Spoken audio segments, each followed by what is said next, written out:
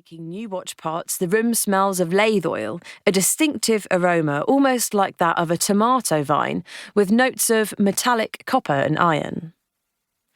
There will be small mounds of brass or steel swarf scattered around our lathes, mills and drills, as well as oil and coffee ring-stained sketches of parts strewn liberally across the workbenches. We sweep the floor regularly, ready for the occasional team hunt for accidentally flicked parts. You could probably make up a complete watch from the parts stuck between floorboards or rolling under sets of drawers in most watchmaking workshops. Our floor is pale grey vinyl, the perfect contrast for the yellow of brass or bright red of a ruby jewel. No one tells you that one of the key skills for any watchmaker is the ability to find tiny, shiny things on the floor. The last residents of our workshop were enamelers, and traditional makers have worked in this space for over 2 centuries. In this room, at least, not much has changed. Although we have modern computers, most of the tools and machines we work with are between 50 and 150 years old. Our skills, too, are from a bygone era. In the golden age of watchmaking that ran through the 17th and 18th centuries, Britain was at the centre of the watchmaking world. Now, watchmakers like Craig and me are a rare breed. In 2012, we set up on our own, becoming just one of a handful of firms in the UK with the skill to make mechanical watches from scratch and to restore antique watches from the last 5 centuries. But the course we trained on no longer exists.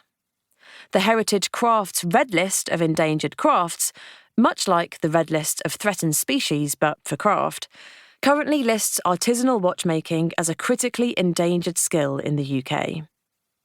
In part, our skill set is disappearing because, in our technologically advanced age, computer numerical control, CNC, can virtually make a whole watch for you.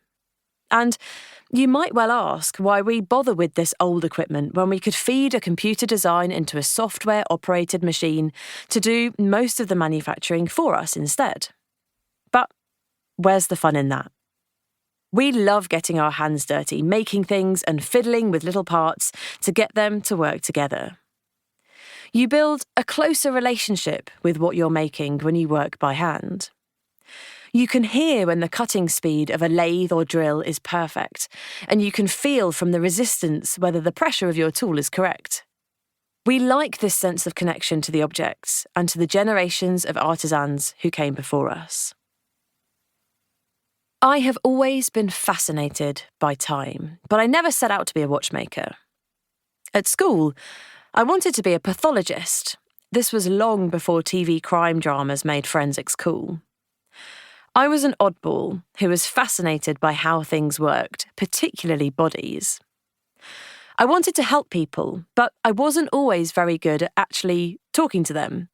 Working with the dead, I reasoned, would save me a lot of difficult conversations with patients.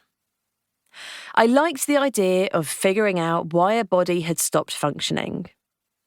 In the process, I hoped I might help other people, perhaps by helping to bring about justice or a deeper understanding of a deadly disease.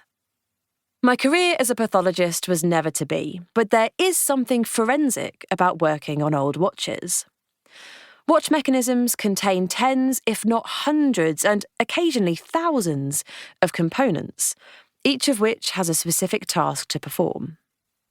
The most basic simply tell the time.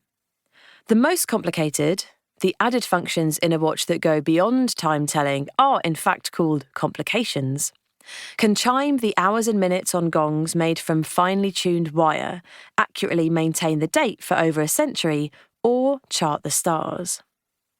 When many of these parts become faulty or need cleaning or re-oiling, they stop the mechanism from functioning.